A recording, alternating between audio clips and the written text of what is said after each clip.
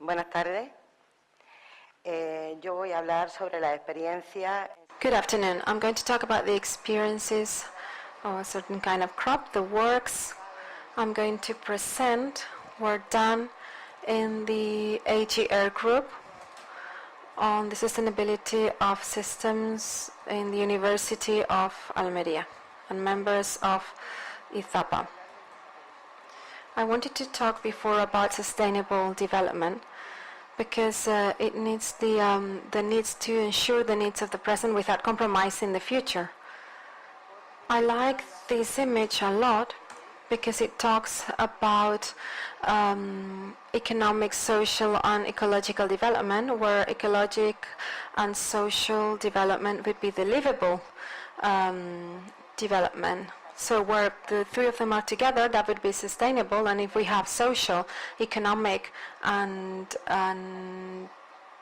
the social one will be equitative. But in the space where we have the three of them, economic, social, and ecological, we would have sustainable development.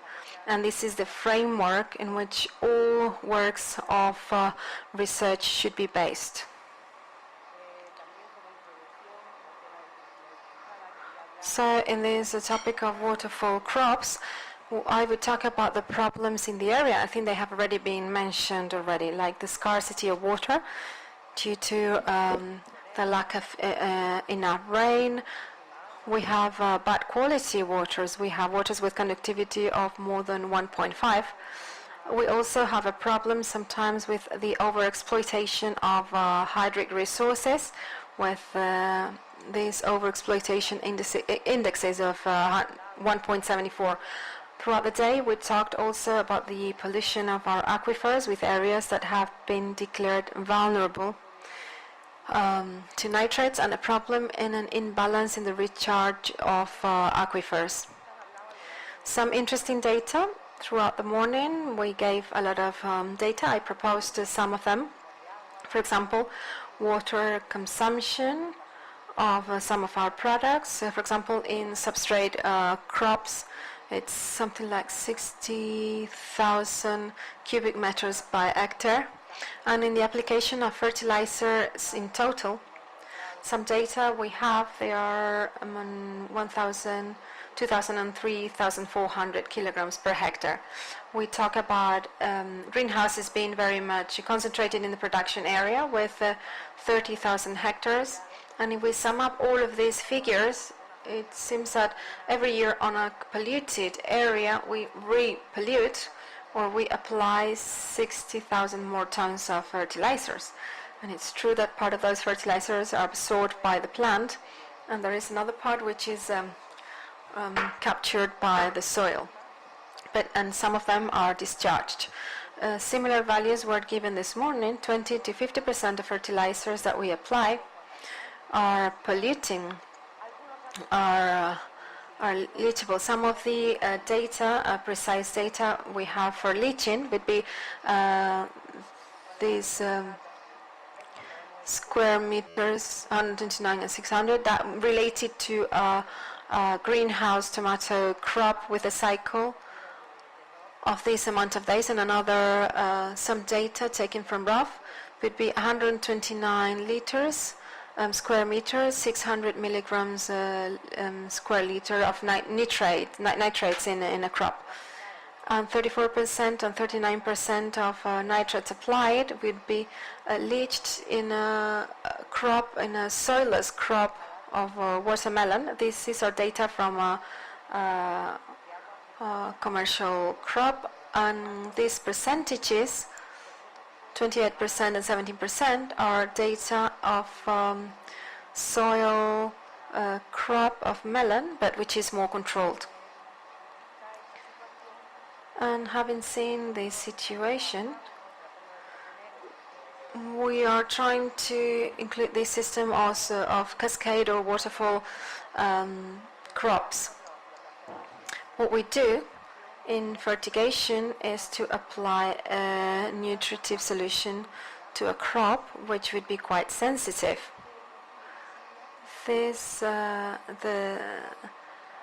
If we collect the leaches from here, we can apply water or nutrients, And we can use this solution for the fertigation of a more tolerant crop.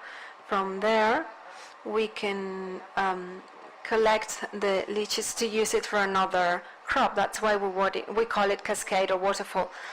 The solution is more salinized, it has less nutrients, but these we can use it for ornamental crops. There is a wide range of them, and they are quite tolerant to salinity, and they are less demanding of nutrients than horticultural crops.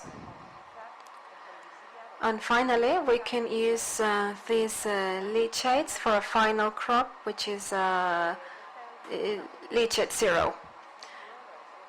This proposal, all our experiments were in soilless crops, but we should also work in the case we found it interesting for soil-bound crops. There are some experiences in California and Australia, so they use these leachates and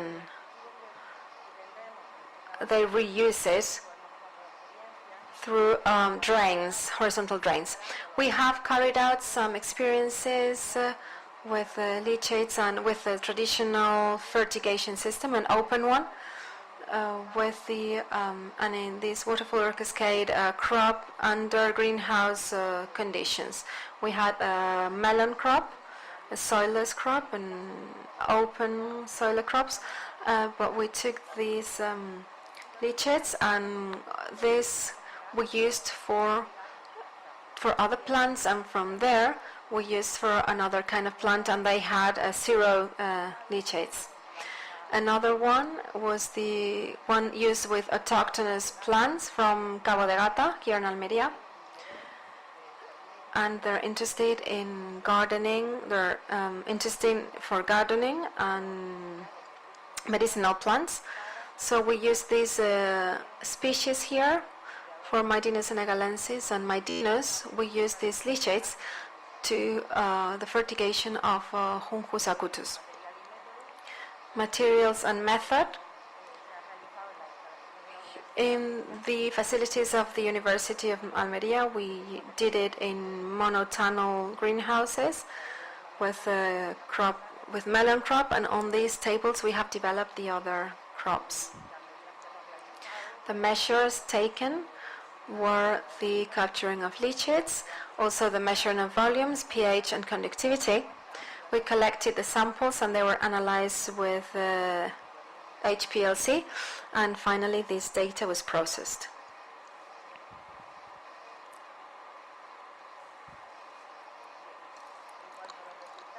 When it comes to results, in this case, they are related to melon, cactus, and this corresponds to the traditional system. I'll give you data on water and nitrates. So you see the nitrate grams for this melon crop, the ones that we use for the rosemary crop, and the ones used for the fertigation of cactus. Here we have what this melon crop absorbed, also the rosemary one and the cactus one. And then we tried to have to make an assessment of leachates, and we have the volumes here, the grams that go to the environment. In the case of this rosemary, if it was an open, traditional uncovered or open system, we would have these figures here, 4.4 grams of nitrates. In the case of the cactus, we left it, even if it was traditional system, we left it to zero leachates. And here we have what happens with this system. What the melon can capture, well, absorption would be the same, but what happens? These leachates that go into the environment are being used to the fertigation of rosemary, and rosemary's ones are used for cactus. So at the level of pollution, there is no problem. We do not generate problems, and there is a reduction in the consumption of water and nutrients. There are no data here on the quality of plant biomass and production of the plants, and we don't really obtain significant differences. So that means that in the margin we were working, we could make this extensive and transfer this kind of technology. Here are the results of this waterfall crop of Ruscus, Mytinus and Juncus with a different kind of graphic. Here we have the water, we have the traditional system and the other system. We apply an amount of water. In Mytina we have this water, and this is the leachate, and that would be the total of the system. If we compare the same quantities and the same proportions, what are we doing in this other kind of crop? Well, this water, this leachate of this water, we use it for the fertigation of Mytinu. The other one we use for Juncus. So we are already saving quite a lot in the amount of water consumed in the production system. And in the case of nitrates, it's quite similar to the previous one. And the great advantage is that, you know, what we are giving to the leaching to the environment, we would reduce that to zero. What possibilities